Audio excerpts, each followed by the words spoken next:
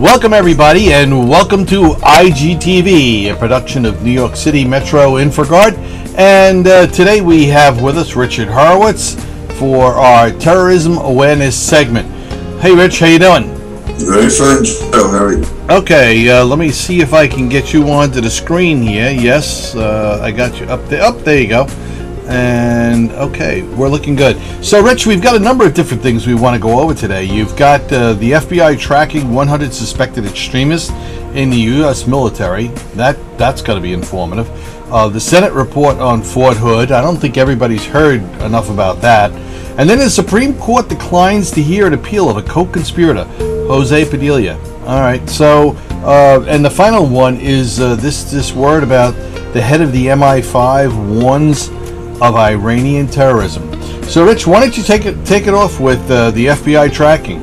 What's going on with the FBI? Well, as everybody knows, in November 2009, Colonel Nidal Hassan shot and killed 13 at Fort Hood. In February 2011, the Senate Homeland Security Committee issued a report on the incident. In December 2011, the House and Senate Homeland Security Committees held a joint hearing on the issue of threat of homegrown terrorism to U.S. military installations.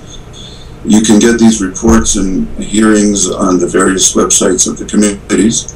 NPR reported about a week ago that part of the joint hearing was closed to the public, and during the closed to the public part, the FBI provided the committee, the joint hearing, both committees, with data that they are tracking 100 suspected Islamic extremists who are targeting U.S. military installations. Not necessarily members of the U.S. Armed Forces, but anyone with a badge or clearance that can get on to a base and stage an attack from within the base. Targeting 100 of the 100 cases.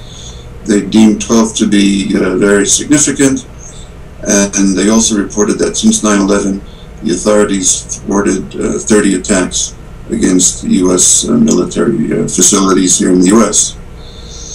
Kifa Jayusi is a co-conspirator along with Jose Padilla. Padilla, you remember, was the dirty bomber. Jayusi, Padilla, and a few others were all convicted of providing material support to terrorists overseas. Jayusi appealed to the Supreme Court, refused to hear the case, which means that his conviction stands. Some of the evidence against Jayusi was 50,000 recorded phone calls between him and the co-conspirators. He was in touch with Sheikh Abdul Rahman, the blind sheikh from the 1990s, made some calls to him. He published a newsletter on Islam in the 1990s. In 1994, he called Mahmoud Abu Khalima, who was one of the World Trade Center 93 convicts. He called him a good citizen and a Muslim hero. The interesting part about Khifa Jayusi is his employment history.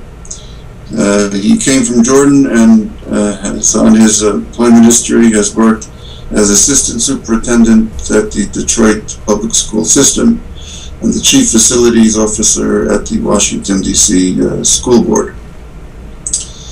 Head of MI5 recently warned that he foresees a rise in Iranian terrorism. He gave a speech at the house of the mayor of London, open speech.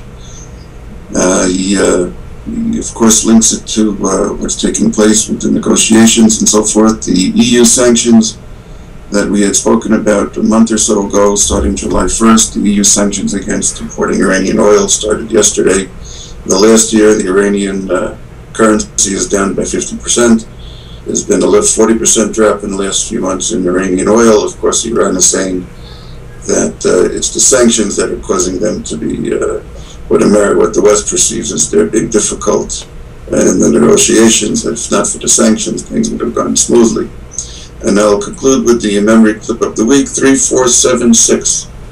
It is the newly elected Egyptian president. While he was campaigning, let's not forget he's a member of the Muslim Brotherhood. While he's campaigning, he's giving the Muslim Brotherhood speech at an open campaign, which includes slogans such as jihad is our path and death for the sake of Allah is our most lofty aspiration. All right, Rich. So that certainly sounds informative, to say the very least. What do you take to be some of the impact to all of this? You know, this is an incredible thing. I mean, you're talking about 100 people, all right, that have some access to the U.S. military, and they're tracking 100, and they think 12 of them they probably have a fruitful case on. That to me is incredible. Yeah, Senator Lieberman, who chairs the Senate Homeland Security Committee, said that he was surprised that the numbers were so high, and he's been on top of this because 8 months before his committee issued that report. Well, we have a problem on our hands, and this is just another detail, another issue to put on the list. Now, it is a lot.